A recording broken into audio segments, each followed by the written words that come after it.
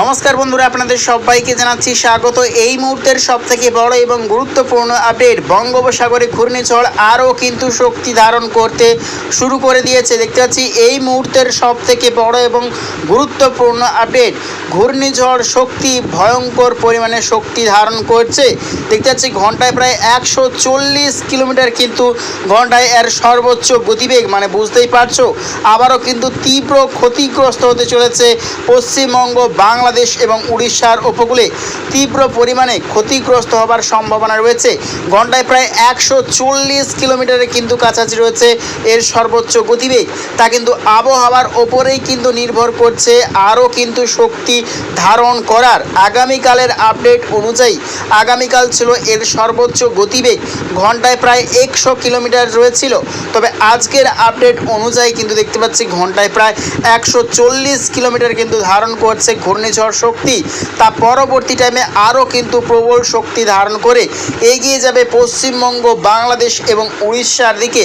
যে কোনো অংশে কিন্তু ল্যান্ডফল করার সম্ভাবনা রয়েছে। আজকের আপডেট অনুযায়ী দেখতে পাচ্ছি ল্যান্ডফল করার সম্ভাবনা রয়েছে উড়িষ্যার ধামরা উপকূলে কিন্তু ল্যান্ডফল করার সম্ভাবনা রয়েছে। তা কিন্তু এখনও কিন্তু সঠিক নয়, আবহাওয়ার ওপরেই কিন্তু নির্ভর করছে এর দিক কতটা পরিবর্তন হবার সম্ভাবনা রয়েছে। এখনও কিন্তু অনেকটাই দিন কিন্তু বাকি রয়েছে এর কিন্তু আরও শক্তি কিন্তু সঞ্চয় করার। তবে এই ঘূর্ণিঝড়ের প্রভাবে কিন্তু স্পষ্ট দেখতে পাচ্ছি আমরা প্রচণ্ড পরিমাণে ভারী বৃষ্টি নিয়ে এগিয়ে আসছে পশ্চিমবঙ্গ এবং বাংলাদেশের দিকে। তীব্র পরিমাণে ঝড় সঙ্গে তীব্র ভারী বৃষ্টি নিয়ে এগিয়ে আসছে ঘূর্ণিঝড় শক্তি। তারই প্রভাবে রয়েছে দুই বাংলার দক্ষিণবঙ্গের সমুদ্র উপকূলবর্তী এলাকার মৎস্যজীবীদের চরম সতর্ক বার্তা। এদিকে রয়েছে অন্ধ্রপ্রদেশ এবং উড়িষ্যারও মৎস্যজীবীদের রয়েছে তীব্র পরিমাণে সতর্ক বার্তা। ভয়ঙ্কর পরিমাণে ঝড় নিয়ে এগিয়ে আসছে ঘূর্ণিঝড় শক্তি।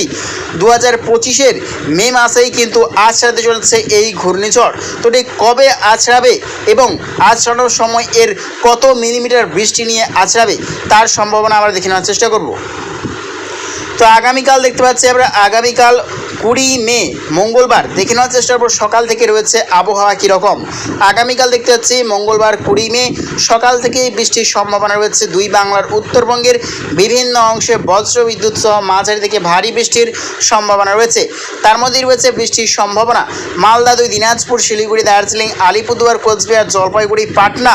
এদিকে রয়েছে বিহারেরও কিছুটা অংশ। বাংলাদেশের গোটা উত্তরবঙ্গের সর্বত্রই কিন্তু বৃষ্টির সম্ভাবনা রয়েছে আগামীকাল।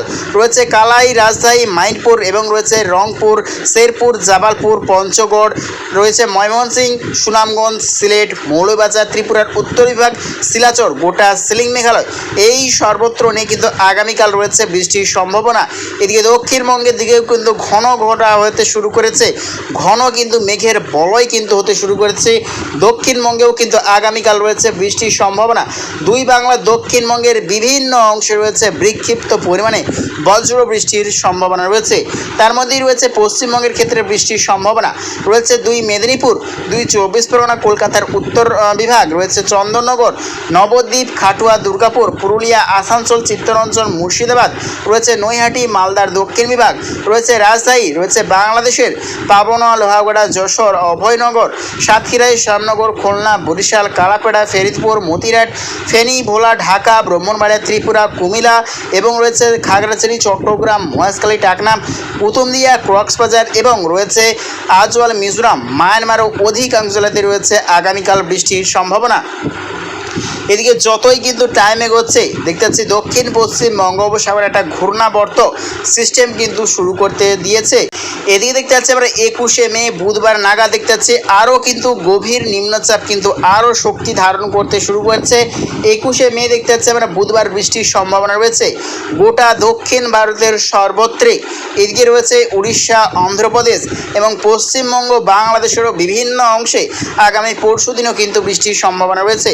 এবং যতই টাইম এগোচ্ছে আমরা কিন্তু করতে 27শে মে দেখতে পাচ্ছি আমরা মঙ্গলবার নাগাদ দেখতে পাচ্ছি মধ্য বঙ্গোপসাগরে দেখতে পাচ্ছি প্রচণ্ড পরিমাণে ঘূর্ণাবর্ত কিন্তু রূপ নিতে শুরু করছে দেখতে পাচ্ছি আমরা।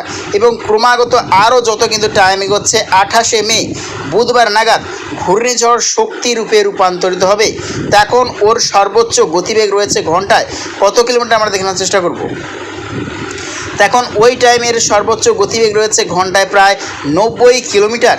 দেখতে পাচ্ছি বুধবার 28শে মে নাগাদ রয়েছে সর্বোচ্চ গতিবেগ এবং 29শে মে দেখতে পাচ্ছি আমরা বৃহস্পতিবার নাগাদ কিন্তু ল্যান্ডফল করছে বিকেলের দিকে। দেখতে পাচ্ছি ওই টাইম এই ঘূর্ণিঝড়ের সর্বোচ্চ গতিবেগ রয়েছে ঘন্টায় 140 কিলোমিটার, অর্থাৎ বৃহস্পতিবার 29শে মে ল্যান্ডফল করতে চলেছে ধামরা, পশ্চিমবঙ্গ এবং বাংলাদেশের যে কোনো অংশে কিন্তু ল্যান্ডফল করার সম্ভাবনা রয়েছে। এবং ল্যান্ডফলের সময় ওই সময় বৃষ্টির পরিমাপ কত মিলিমিটার রয়েছে আমরা দেখে নেওয়ার চেষ্টা করব।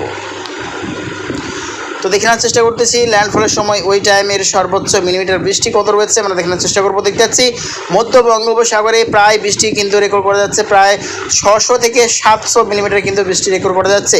এবং ল্যান্ডফলের সময় কিন্তু উড়িষ্যা উপকূলে রয়েছে বৃষ্টির মিলিমিটার হিসাবে দেখতে পাচ্ছি প্রায় 500 থেকে 600 মিলিমিটার, অর্থাৎ ভয়ঙ্কর পরিমাণে কিন্তু বৃষ্টির সম্ভাবনা রয়েছে।